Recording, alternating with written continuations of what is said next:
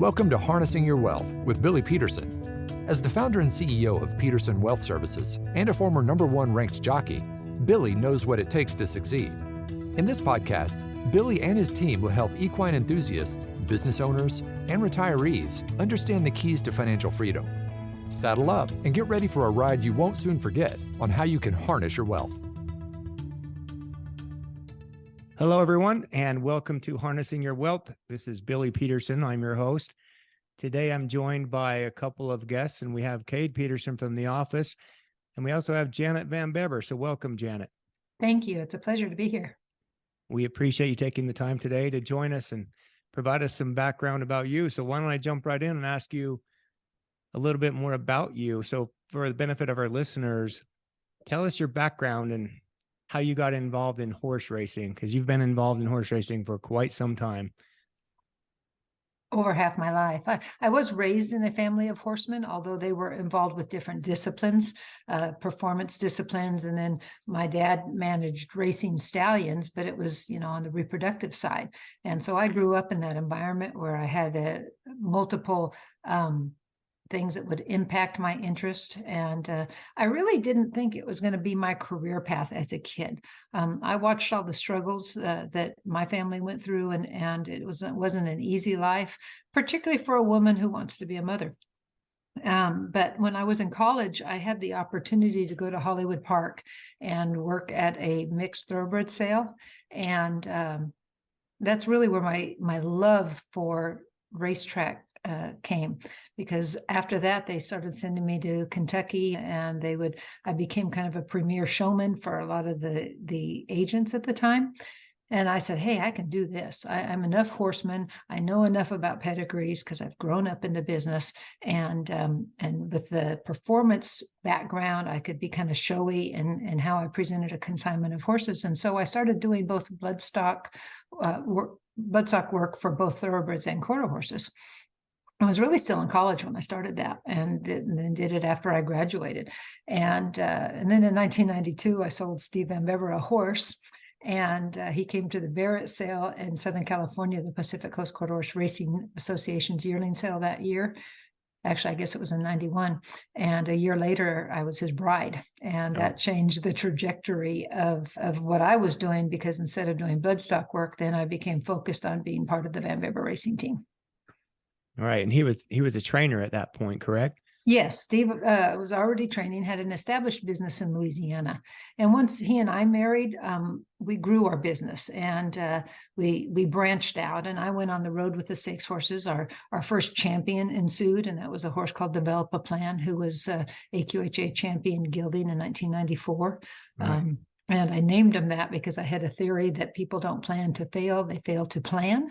And I think all of us can relate to that. And then he jumps up and he's our first champion.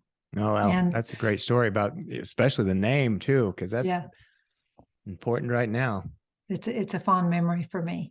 And then, so Steve and I trained together, each with our own little niche in the stable, until his passing in 2000. And then I trained on my own from 2001 when I took the reins till when I retired in 2012. You took over this stable. You began running your own racing stable in 2001, more out of necessity, kind of a tragedy with your life, and where you were able to pick up the pieces and move forward and become one of the all-time greatest trainers in quarter horse racing history. So tell us a bit more about that and some of your more memorable moments as a trainer. Well, first of all, I was truly blessed. I had some customers that stuck with me. Some did not, but those that did were so loyal and trusted really good horses into my care. And the first would be Taylor Fit. And he had been world champion in 99 with Steve and I together. And then he had an off year in 2000. And I was able to bring him back and resurrect his title in 2001. And I think that did a lot to substantiate Janet VanBebber racing and validate my efforts as a horseman on my own, and really help springboard my individual career. And so that was important. And I trained a large stable. I kept around 100 head of horses in training and multiple jurisdictions. I was in Oklahoma, Louisiana, Texas, California, when the stakes schedule determined that I go out there. And it took a big team to get all of that done. My dad worked for me, and I had several key employees, a fellow named Sergio Cerda, who was at my farm, and they were longtime employees, and we were a family together. And I couldn't have done it without them, because that's what enabled me to be a successful horse trainer, but still a good mother. And that was paramount throughout the whole journey. That's awesome. After you retired from training, Janet, you eventually became the chief racing officer of AQHA, correct? That's correct. Tell us a little bit about how that transition went and what your day-to-day roles and tasks are as the chief racing officer. So I'll address the transition a little bit first. I took what I call a sabbatical. And in 2012, my daughter was in 8th grade, and I did not want to be on the road while she was in high school. And so my plan was to sell my business and take a 4-year sabbatical so I could be home and do all the mom things. And, you know, whether it was help fix meals during Wednesday night Bible study and not miss a basketball game, and all of those things that we had to make a lot of sacrifices while I was training, because I knew once she spread her wings and went to college that opportunity to do that would close. So I took that 4-year break. And then interestingly enough, the day she graduated, or was to graduate, because it was during the day and the ceremony was that evening, from high school, I got the call to interview for this job. And I had never contemplated a role such as this, but I had people that encouraged me to consider it because they felt with my expertise, and I had done some media work, and so they knew that I would represent our association well in the public, and then have the policy issues down pat from years of being a horseman, that I could be an asset to our industry. And that's what I've been trying to do ever since. And when did that take place? Remind me again. I came on board at AQHA in June of 2016. 2016. And I know a lot goes into that. We just got done with the AQHA convention, for example, and I know you and your team are busy preparing meetings and all of the ins and outs and regulatory considerations going on. Maybe you can provide our listeners with a brief overview of what your life looks like there and what you have to do. So we have a couple hours, right? I can talk about it in a couple hours. Yeah, offline, you bet. In all seriousness, there's so much more to it than I ever imagined initially, because I thought they were bringing me on board because I was a good horseman and I had a good understanding. I'd been on the HBPA board and TQHA board, and I had some understanding of the inner workings of the industry. But there's a lot more to it than that. Not only are we worried about policy, and I think that's my primary role where I bring value to the association, is I have a solid understanding of what we need to be worried about and what direction we need to go. But there's also governance within the association. For instance, you mentioned we just had our racing convention, or our AQHA convention, which has a racing component. Well, I have to put together all those meeting materials for the racing committee meeting, the racing council meeting. My staff collaborates for the graded stakes committee meeting and other meetings that we participate in there. And it's much more work intensive than I ever imagined. I used to scoff that if you weren't doing physical labor, it wasn't real work, right? And I have a new appreciation for office jobs now, because there's a lot more to it. Mm-hmm. And so you have to make sure that you're addressing all the needs of the association, of the membership, and of the industry, and try to wrap it all up into one package. Mm-hmm. Correct. And, you know, I don't know if you are like me, but after having spent most of my younger years, I say younger years now that I have gray hair, and looking back, spending so much time in the barn, and just the smell of the barn and being around the horses and all of that, oftentimes I miss it when I'm cooped up in an office all day long. So I cherish the time to spend away from the office and be around horses and be around other horsemen and women and seeing what's going on. And of course, this time of year, when you have all the 2-year-olds and the prospective runners, most people are pretty excited about what's coming up. Hope springs eternal. It does. It does. They say you never die when you have a 2-year-old. So you always have that anticipation. You want to stick around to see what's going to happen. Yep. I want to switch gears a minute and ask you, from your perspective with this economy, and everyone knows that we've faced some severe hardships with regards to price increases. From your perspective, how has that impacted the horse industry with regards to inflation and pressures that we're seeing? Has that impacted members, AQHA in particular, with price increases? And how has that all played out for you guys? Definitely it's impacted, but I'd like to start with the good news. We are coming off of a period where the state of the market is excellent, arguably better than it's ever been. I recently wrote an article where I spoke about how our numbers, our median and averages, have nearly doubled since 2014. And that's fantastic news. So hopefully, as we see what all of us can anticipate is going to happen to the economy in the coming weeks, months, however long period, you can speak to that better than I can. That people have prepared for that, and they've taken advantage of the good times and are prepared to weather the times that maybe aren't as lucrative. Yes, we see higher expenses as an association. Yes, it's going to be reflected in fees. There's just no way to avoid it, because we have to keep our lights on at AQHA just like everybody else does. So luckily, our registration numbers are up.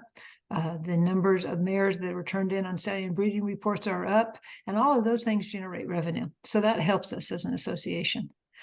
Putting on our events is more expensive. We're trying to be more frugal in decisions we make moving forward. For example, our convention, really an expensive enterprise to put on, even with people paying for registration. Going to certain cities is more expensive than others. So we have altered our convention schedule in the upcoming years, where we're going to stay at South Point in Las Vegas, because it's much more economical, not only for us as an association, but for our members to attend. So we're making decisions like that to help adapt to the circumstances. Mm-hmm. And that sounds like it's a common occurrence for many corporate directors and officials trying to figure out how to navigate and keep prices somewhat manageable to their members and their clients, customers on down the line. But hopefully prices of the product, like we're talking about, the horses, can maintain that level, and we don't have one of these booms and bust cycles like we've seen in the past. What do you think the future holds for horse racing, Janet? I'm still optimistic. Despite what's going on in the economy, we have a history in racing where you look back at the Great Depression, and that's when Santa Anita was really in a big boom, because people love to come to the races. And I think the same is true even in lesser swings that we might be forecasting here in the future. People love to come to the horse races, and that gives us some stability. In addition to that, we have new enterprises that are interested in building racetracks. We had people report at our convention about the possible new entity in the Las Vegas area. We have a new entity in Kentucky. We have tracks in Kansas and in Nebraska that are contemplating quarter horse racing. So I'm pretty excited. Our future's looking pretty good. I think the key thing that we have to look into is engaging the next generation. And so it's not just an economic factor, but a demographic factor. And to that end, I've been doing everything I can do to encourage young people to get involved with our association.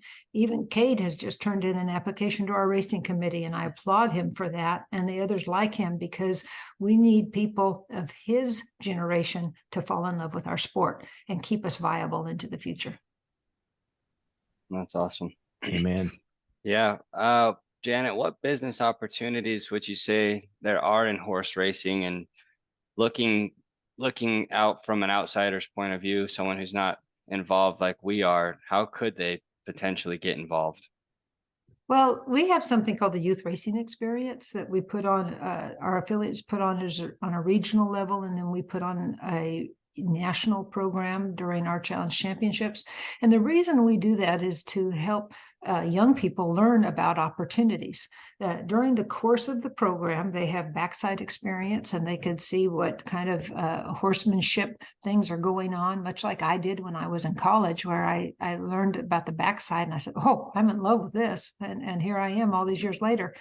They also get exposed to administration jobs on the front side, regulatory jobs that help govern our sport, and all of those sorts of things. And I think those present potential career opportunities.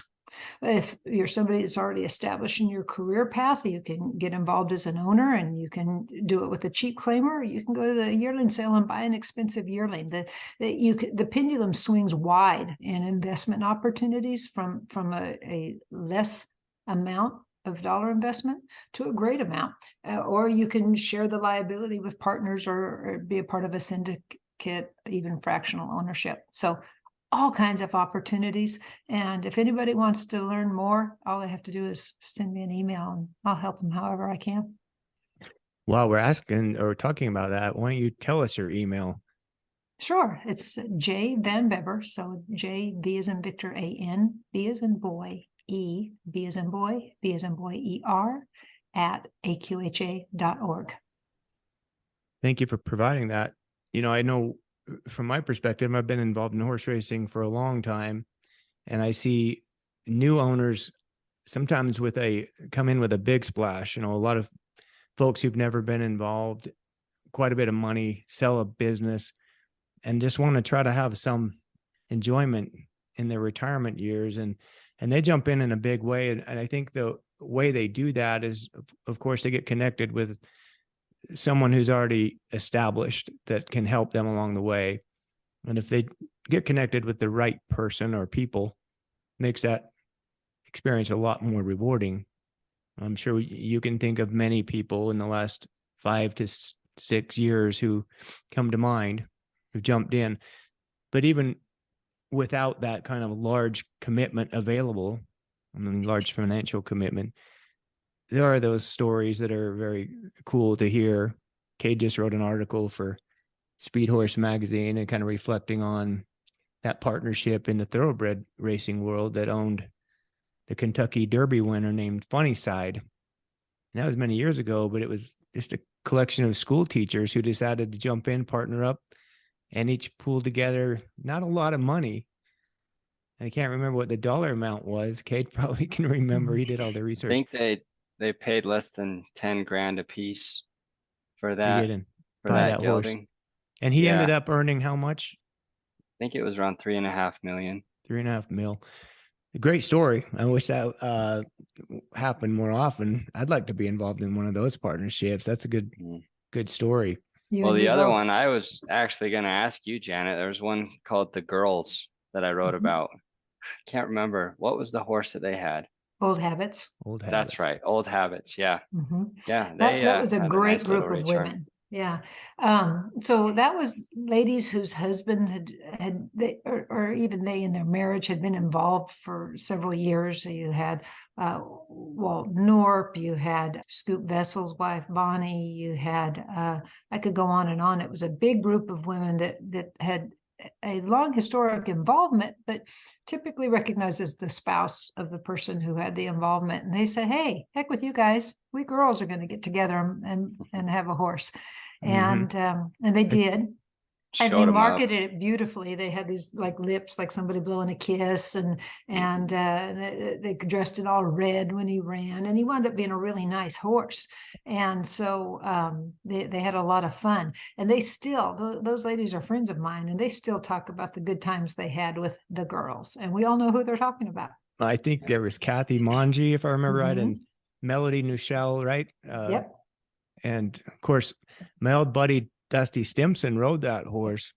And not long after, he was tragically killed in a car accident. And so, cherish those memories, I guess. We never know when our last day here will be.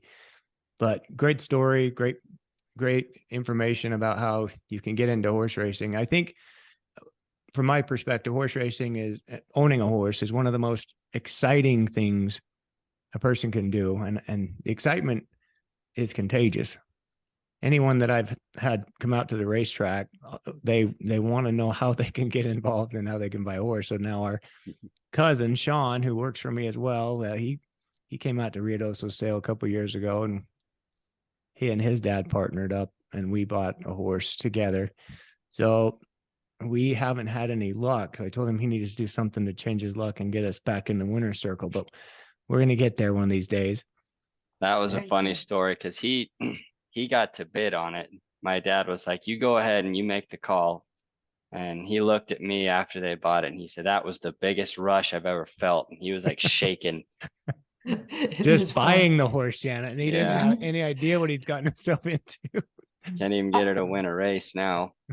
When I trained, this is kind of a funny story and I'll make it brief, but I bought a lot of horses because I usually broke around 40 yearlings, come in 2-year-olds. And so I had an active involvement at the yearling sales and I worked hard. And I didn't really want people to see me bidding and they take advantage of my hard work of going through and figuring out which horses interested me. So I oftentimes would get a customer to bid for me, maybe have them on the phone. One particular year, I chose somebody who was pretty new in the business and he got that rush that you're talking about, even though he was bidding for me. And every time I told him no, he thought I was saying go. And it wound up bidding against himself. And that was a horse I wound up keeping for myself as opposed to selling to a customer because we bought him at kind of an inflated value. And I felt badly about that. And but it was all about adrenaline. And you can't blame somebody for being excited. And that's what we experienced on that day. That's great.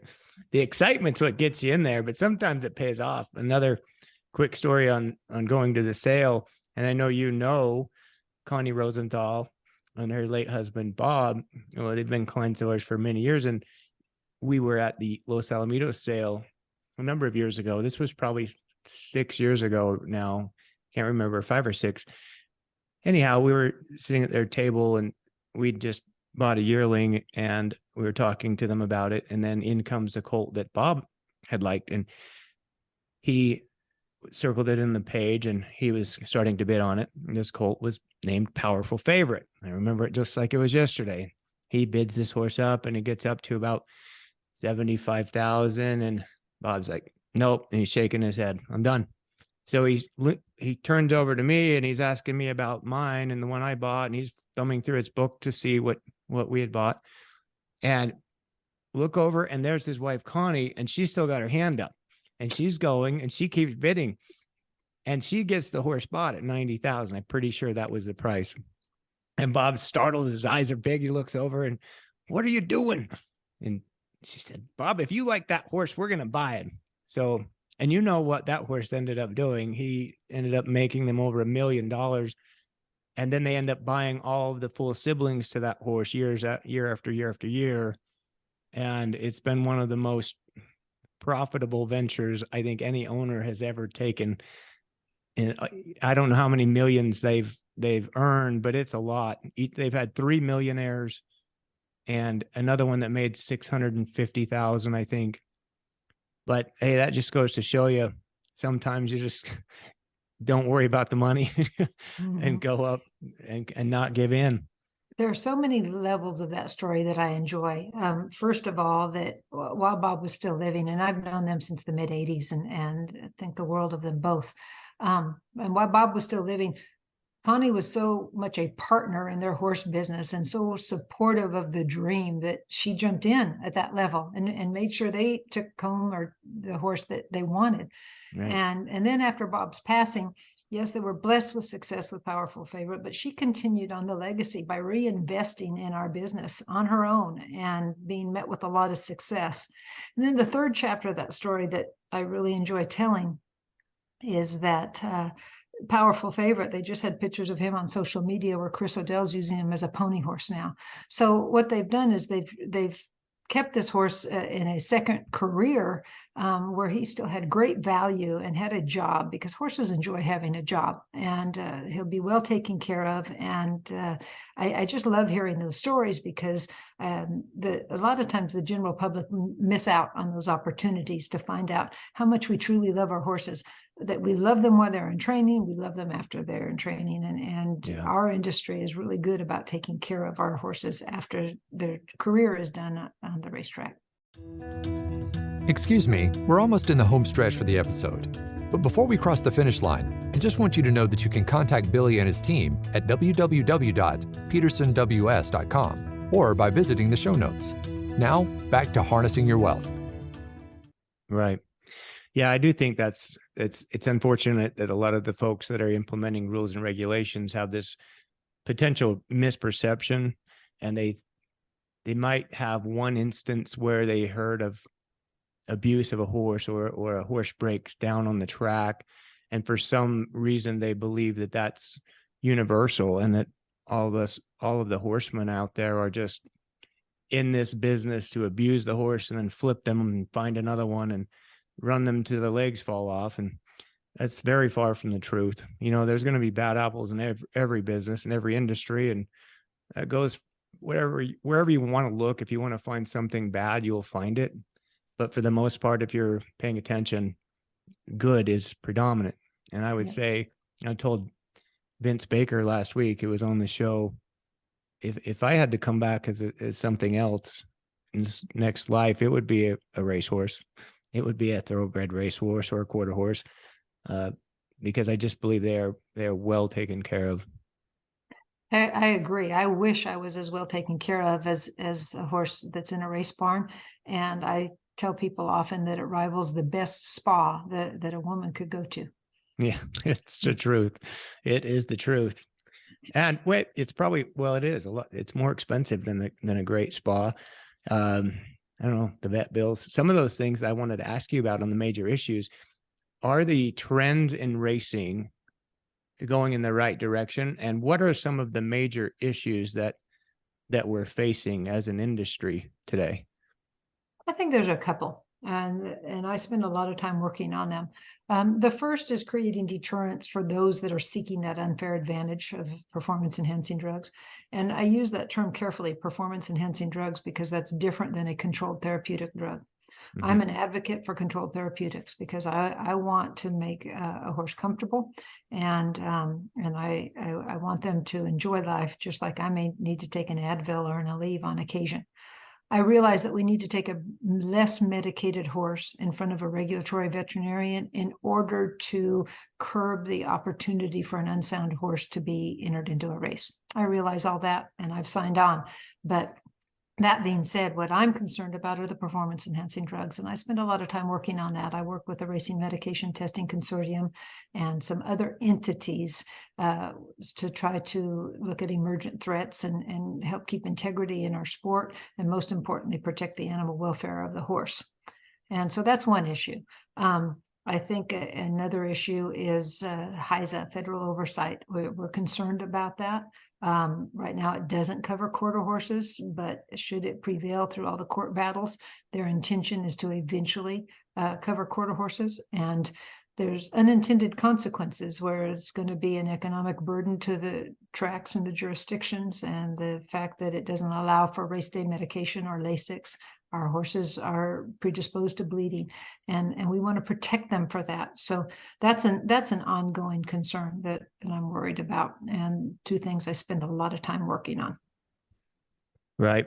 I know that's a big conversation in the industry right now. The folks I talk to is just so much disappointment in potential cheaters and those who are out there. And I won't name names. I just think we all have some perceptions on what's going on. Cheaters usually get caught eventually. We've had a number of them in this industry, and it's been going on for, I don't know, probably as long as racing has been existing. It's just unfortunate that they keep finding ways to medicate horses that's untraceable and undetectable, and continue to find ways to win and essentially take the money from those who are trying to do it the right way and on a fair way. So I don't know what the answers are. I know people are very frustrated, including myself, when you watch what's going on.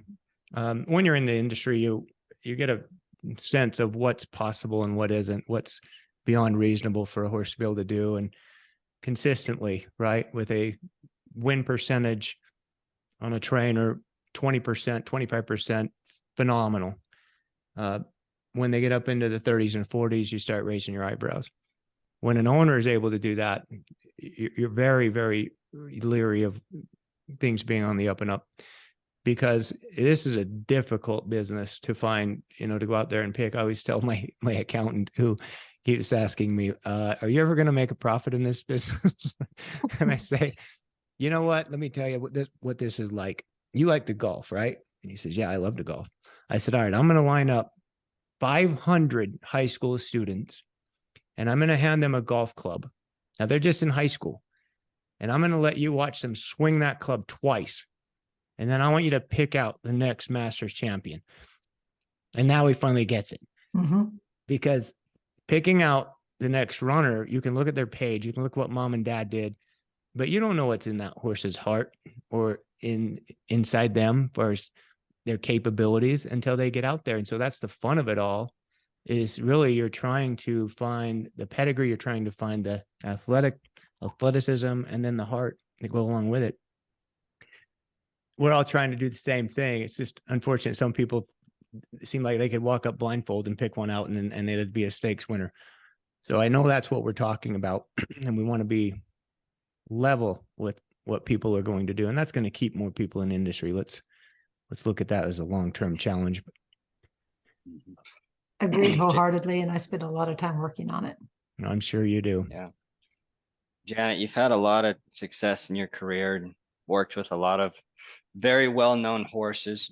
I asked Jeff Tebow this question. He was on the podcast last week, and the question is, if you could go back and do anything differently, what would you do? He said, I wouldn't do anything. I'm too scared of making a mistake.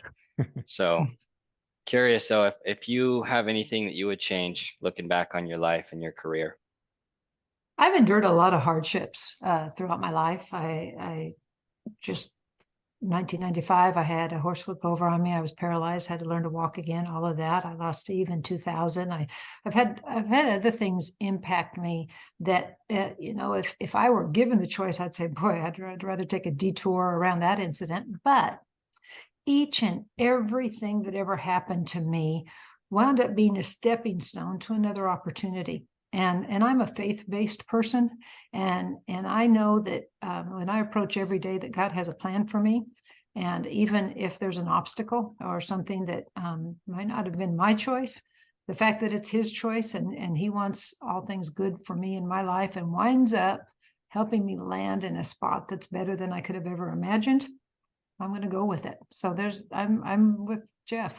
There's nothing I would change, because I'm going to leave it with a power much higher than my own and follow his lead. And that's a great way to answer that. So flipping that the other side, what are some of the best things that have happened in your life and decisions that you've made, whether through the higher power or something that you just stumbled on and felt like it was just the right move at the right time? I look back at my decision. So Steve passed away in December of 2020. And so we're breaking babies at the farm, but we didn't have an ongoing meet at that time. And within a matter of days, I decided that I was going to go on with it, because God just put it on my heart that was the best way I was going to be able to provide for my family. And when I say my family, my dad already worked for me at that time. And then I had my daughter, and obviously it was the responsibility to do so was going to be on my shoulders. And so sometimes I think, had I thought about that more, would I have made that decision? But no, I just went with it, and I went with it boldly, and I was tremendously blessed as a result of it. So that obviously was a pivotal decision in my life, because it changed the trajectory of everything. And I've had so many opportunities since. I went on to train 3 champions in a row. I had Taylor Fitt, who was just phenomenal, and I miss him as though he were human. He went on to represent our breed at the Kentucky Horse Park in their Hall of Champions. And I'm so honored that one of my alumni had that opportunity, and he's buried there today. The next year, I had Streakin' Santacha, who was world champion, actually co-world champion with Who's Leaving Who. What an honor. And then the third year, Panther Mountain was champion age stallion. And all 3 of those horses won the Challenge Championship 3 consecutive times. How awesome is that? Only this past year has that been done again, and that was Dean Fry did it with Danger. And the remarkable thing about Dean is he did it with 1 horse. I did it with 3 different horses. So I really applaud him for that. Probably another highlight of my career, and Billy, you're in this one picture. In 2004, we had the refrigerator handicap held during Breeders' Cup, when Breeders' Cup was hosted at Lone Star Park. And I had the honor of winning that race. And that's the only time a quarter horse race has ever run during Breeders' Cup. And the fact that I got to represent our industry at such a major venue for thoroughbred racing. I was very proud of it, and it hangs on my wall as one of my bigger moments. I remember that was very cool. Yeah, it was fun. Neat experience. We're coming up with the Kentucky Derby here in May, so everybody's starting to get their picks lined out. And I know I've been asked about that already. I need to start digging into that a little bit more. But right now we're focused on quarter horses, all of us. And so looking around, seeing who's got what and where it's going to take us this year.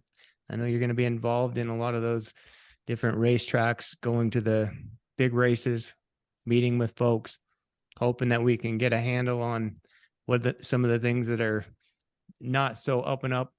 But I think that's sooner or later that these things all work out and take care of themselves. So the good news for horsemen is something's being done as we speak. I agree wholeheartedly. So I appreciate your time today, Janet. We're very honored to know you and to associate with you, all the hard work that you do to keep this great organization going. It's a big undertaking. Thanks for your insights and your background, great stories about overcoming adversity and what to think about as things come up in life and keep moving forward. And having that faith that there's something out there for all of us. I think that's a great takeaway. I work at it every day. My sole goal in this role is to be a blessing back to the industry that's blessed me so much. And it's a struggle sometimes. I'm like you, Billy. Sometimes I miss the smell of the shed row. People ask me often if I miss training, and it's not so much that I miss training or maybe even miss the winner circle moments. I just miss taking it all in as my lifestyle, as part of my culture. But I strongly and firmly believe that I'm where God wants me right now, because this is an opportunity to have a positive impact. And I'm going to keep on in that effort and persevere and see where it leads me. And I'm proud that I have an army of people behind me at AQHA and our AQHA Racing Committee and the leadership that they support what I do and give me rein to try to impact that change that you're talking about. That sounds great. And good luck with everything coming up this year. Thank you. I appreciate it. I want to thank all of our listeners for joining us today. And I want to also remind you to follow us and send us your suggestions and comments to petersonwealthservices.com. You can find our website and find how to connect with us there. Janet's already provided her email address, so you can send her comment or ask questions about how to get involved in horse racing. Stay tuned. Follow us on Harnessing Your Wealth. Take care out there. Thank you for listening to Harnessing Your Wealth with Billy Peterson. Before we declare the race official, please click the follow button so you can be notified when new episodes become available. For more information about today's show, please check out the show notes. Visit our website at www.petersonws.com or give us a call at 801-475-4002. Once again, thank you for listening. The information covered and posted represents the views and opinions of the guest and does not necessarily represent the views or opinions of Peterson Wealth Services. The content has been made available for informational and educational purposes only. The content is not intended to be a substitute for professional investing advice. Always seek the advice of your financial advisor or other qualified financial service provider with any questions you may have regarding your investment planning.